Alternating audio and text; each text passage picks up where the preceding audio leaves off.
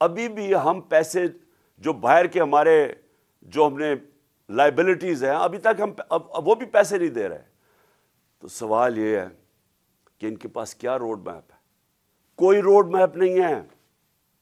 یہ صرف ایک چیز یہ چاہتے ہیں کہ کسی نہ کسی طرح الیکشن کو ڈیلے کریں. اس لیے نہیں کہ انہوں نے معیشت کو اٹھا دینا ہے, یہ اس لیے ڈیلے کرنا چاہتے ہیں کہ یہ خوف زدہ ہیں الیکشن سے. ان کو ڈر لگا ہوا ہے کہ جب بھی الیکشن ہوں گے انہوں نے ہار جانا ہے, تو اپنے آپ کو بچانے کے لیے یہ ملک کو تباہ کر رہے ہیں. کیونکہ انہوں نے الیکشن میں ہار جانا ہے اس لیے یہ الیکشن نہیں کر رہے, اور یہ الیکشن ڈیلے کریں گے. اور میں یہ سمجھتا ہوں کہ یہ اکتوبر میں بھی نہیں الیکشن کروائیں گے.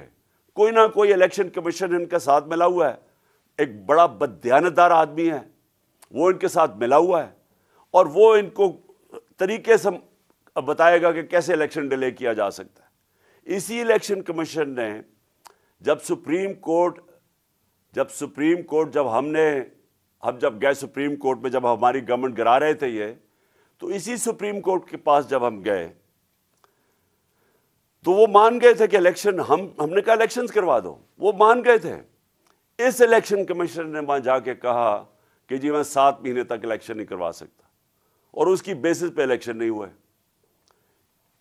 پاکستان کا آئین کہتا ہے کہ الیکشن کمیشن کو سارا وقت تیار ہونا چاہیے 90 دن میں الیکشن کروانا, اور میں یہ سمجھتا ہوں کہ یہ پوری کوشش کرے گا ان کے ساتھ مل کے کہ کسی نہ کسی طرح یہ الیکشن کھینچے.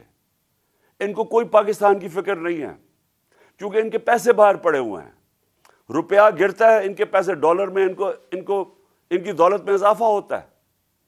ان کو کوئی فکر نہیں ہے کہ اگر ملک نیچے جاتا ہے تو انہوں نے تو پھر باہر چلے جانا ہے.